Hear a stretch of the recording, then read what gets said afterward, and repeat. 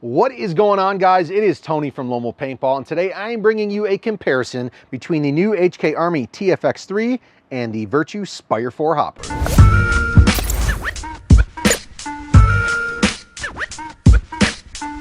TFXs are catching up in the number game. I'm gonna teach it. Teach it. TFX. TFX. Yeah, they're both sleek. They're both very nice hoppers, but let's kind of dig into differences, similarities. And first off though, lomopaintball.com. Follow us on all the other platforms, but please subscribe to the YouTube channel. We're closing in on 100,000 and we appreciate all the support. So, did we forget about... Wait, were we sponsored by somebody today? Forget about them over here. pbswagbag.com, monthly subscription bags, $37.95. But if you use the code LWP10, you will save 10% off your first monthly subscription. Nice. So let's jump right on into this. Mark, Hit me with the price point. I was against, price point. TFX 3, these are $249.95. You can catch the Spire 4 at $264.95. Sometimes they go on sale though, so got to watch the flash sales by them. So you're right around the same price point. So let's do it. You ready? Okay. All right. What do you want to know first, Mark? How do you turn them on? Let's see. How do you turn them on? Power buttons and anti-jams. Yep. Oh, she's in there. She's in there spinning. So this little button right there, on and off. And then on the TFX 3 button here, that one's in the back too. So power button on would be your left side when you're looking at it, and then a force feed unjam button on the other side there. Press and hold. That bad boy would take off on you. Neither one of them are very loud. No, very, very quiet. That's the best part about the hoppers. And for the anti-jam on the Spire 4, which I didn't cover, it's because they don't have one, because they say it will never jam. So, hey, I like that. Spire 4, I mean, they make one heck of a hopper, that's for sure. Looks like one has a speed feed, one doesn't. This is very true. So the TFX 3 does come stock out of the box with a speed feed and a rain lid, all included for the price. And the Virtue Spire 4, it does not, sadly. It does not. I think they're known mostly to be kings of the market. So you got to buy a speed feed for these things, and they're anywhere 45 to 50 bucks, which can be expensive. So, but Virtue has been around with a hopper a very long time. They have been proven. So, are they quick change lids? Yeah, both of them actually. Yeah. So quick change lids. Press of a button there. You can easily pop this bad boy right on off. And then on the TFX 3, we can pretty much do the same thing. If you know where the button is on the inside, which I may or may not. Boom. Oh. Look at that. You can take that bad boy right on off. I press this button right there is on the inside of the hopper. Reach your finger in, press the button, and then you can slide them right off. So in that aspect, both very, very easy to change from a rain lid to a speed feed or vice versa. Nice. Capacities. Capacities. We are talking, talking buying a new hopper. That's what we're talking. So capacity, you are looking at the TFX 3 is 180 and the Spire 4 is 220. So that's a 40 ball difference. And don't forget, guys, the you got to wait and see. We'll keep you there. Got more to tell me? Oh, there's more to tell you on both of them. So you kind of want to see the outside comparison? Yeah, let me see side by side. They're both pretty sleek. I like both the hoppers. They're low profile. The Virtue Spire 4 is a little bit taller. Tilt them just a little bit more because it does hold 40 more paintballs. So that's why the Virtue is a little bit taller, holds more paint right off the rip. You want to see the insides? I do. Outside? Crack them babies open. Show me how to take the shell off the Spire 4. We'll take the shell off the Spire 4. We're going to press this button right there. Bloop. Look at that. Off. It's got the nice hinge. Yeah, because it's hinged. It doesn't come all the way off. It's like the Pac-Man of hoppers. It's pretty cool. Yeah. No, I like that because sometimes guys will be trying to like dissect their stuff either on field or off field, and they'll drop the top shell in the dirt, and then they got to re-clean it. So once you press of a button, this will simply hinge open, and you don't have to worry about losing the top part of the shell. All right. So leave it open because we're gonna stay inside in a minute, I'm sure. Okay, I'll just set it down so it doesn't fall. And then getting inside the TFX, we're gonna pop this top here on the speed feed, and then there is a latch right there. You're gonna need to pull up and then push this tab up too. So completely toolless, just an extra few steps, but that's how you get inside of each of these hoppers. I saw ramps. Oh, yeah, so ramps. Both of these hoppers do have I'm holding this one backwards, so we might as well hold that one backwards. Spring ramps included. This one's in the front, and this one is in the front as well. If you guys aren't familiar, you're gonna load your hopper with paint. As the paint gets lower, these ramps will rise up, throwing it towards the actual feeding mechanism of the hopper itself. So obviously paint, gravity is going to keep it down. As you get lower and lower, the paint will fall down into the actual drive, and you will be able to feed better and probably never miss a shot. So hit me, Mark. Do they have eyes, or like what kind of feeding mechanism are they? Oh, the feeding logic. So the Virtue Spire 4 is actually pretty cool because this thing does have Wi-Fi technology. It will sync up with a Virtue Ace Lux or even the CS2 by Planet Eclipse.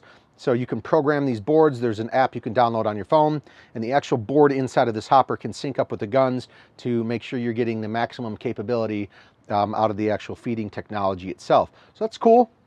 But no, this gun does technically not have eyes. It's kind of they call it a proactive feeding logic. So once there is less resistance on the paddles, it'll spin, and if it feels resistance, it already know the actual stack down below is full, and it does not need to spin. So it will pulse, pulse, pulse, and then once it doesn't, say it feels pressure, it stops spinning, which is cool. It's not a constant feed hopper. So I'll turn that bad boy off. And then with the TFX, if it does not sense any paintballs in the hopper, it'll spin. Once it does sense a paintball in the hopper, it'll stop spinning because it has laser eyes in there. So if it senses a paintball in the hopper, it stops. If there's no paint, it will continue to spin. And then as for the anti-jam, obviously the force feed button, press and hold, and it really spins to get any dirt, debris, or a bad paintball out of there. Nice. Yeah, so that's pretty cool. What else would you like to know? You want me to take the trays out? How do we do that? We need to talk battery life and batteries. Ooh, batteries, and Who takes a 9-volt? Who takes one of them car battery things? Car battery things. There's a tab back here. I'll kind of right down there. You're gonna pull that forward, and the entire tray will come out. We'll set that off to the side. Pretty easy. TFX, it's not in the back, it's in the front. Simple one press of a tab, and once again, the entire tray will pull out. So these companies are making these hoppers completely... Where are you going with it? I was just gonna say, I'm thinking, but I don't need to because this has got a hinge. Like very, very easy to take apart without any tools. Press one button, you can get access to your tray. Anyways, so this is the TFX3. This does have a USB-C charging port there. That's the battery. You don't need to do 9 volts, AA's, anything like that. A full battery charge will last you about 15 cases of paint or 30,000 shots. You guys can see, maybe you can or can't, there's a little red button up in there. It's called it's how you can read the battery life. So if you pressed it, I don't know if the sun's coming out, but... Yeah, it's not the sun, your fingers are blocking it. Yeah. There oh, well, there you go. I can kind of see it. Yep, so there's that. It's got a battery meter, so I always recommend charging it after every single time you play. Don't wait till you're 2 dots down to recharge the thing. So that's pretty cool. Lithium-ion battery, lasts you 15 cases of paint on a full charge for the TFX3. On to the Spire 4, Mark. As you can see, it is powered by 3 AA batteries.